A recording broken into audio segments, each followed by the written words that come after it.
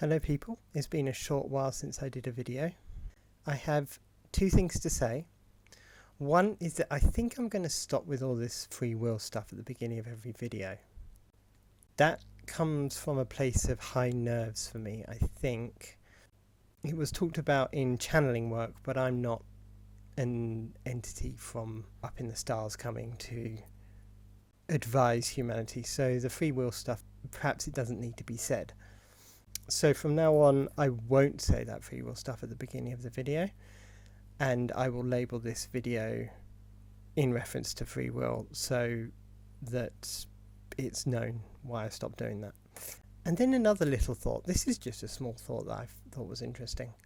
Here on your screen, there's an individual, and then I'm adding in a few green circles here for the people that surround this person. So these people are probably basically service to others. But even so, because the disagreements are so strong for like no contact and things like that, it's just the way the world is.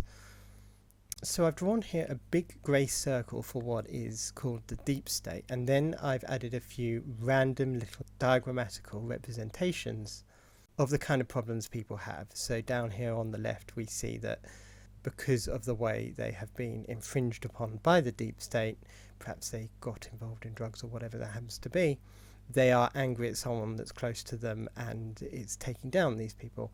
A lot of people just have a lot of these problems because of all the confusion lying around. So there are people in my life that I don't plan to see again, don't think I will see again, that I don't think like me, that I have on the basis of our previous experience from an empirical perspective, from their actions, from me remembering their actions, it doesn't seem to me as though it would be in my best interest to relate to them. So you don't relate to someone that offers a false apology, as an example, because if they offer a false apology, then you can't be sure that any apology they offer after that is not a false apology. And that's just a practical consideration.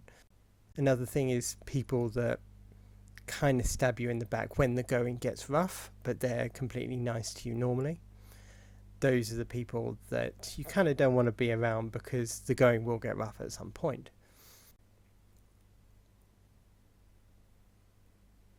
And so that's my experience, that's my thoughts, and that's my best understanding of how to serve my self-interest in this matter. But if you believe in a kind of QAnon paradigm, as I do, also the law of one as I talk about, and the human design, then you're left with the very real possibility that in the future things will change so completely that it will completely rip out the rug from underneath everybody's feet. That's going to be shown by the image here of where it eventually goes as people start to get better and heal. And it makes the future unpredictable. Even someone that is really not shown any tendency towards change or anything like that, even people that have knowingly done behaviours against you, you just don't know what the future will hold in that sense. For instance, as a complete example, as narrated, repeated in the grifter community, the UFO grifter community, let's say that we had been in a position where we had been trading with non-positive entities, we had been yielding to them in some manner, and then the rug was pulled up, we stopped doing that, and then our entire culture is suddenly in a war with said extraterrestrial entities. That would change so much. So many people that had previously believed in certain political ideas would go through a complete mental breakdown.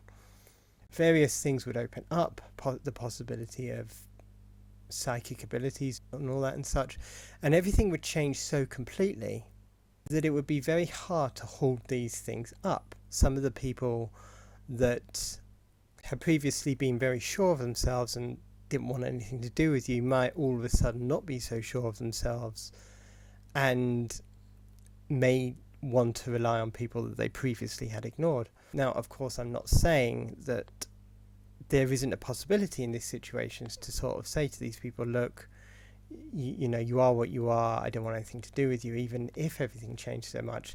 It seems a little strange. Like, if somebody goes through that much of a change, and if society changes so much that the same behaviours that you previously had trouble with them, were kind of removed from the equation.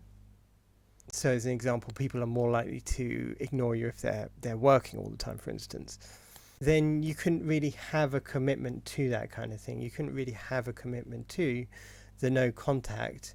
The best that you could kind of really say is, at the moment, it doesn't work for self-interest to have any contact with them. But you can't really speak to the future because your willpower can't be consistent about that. And that's just one of the things that I think over in my life, one of those annoying things as such. Anyway, thank you for listening.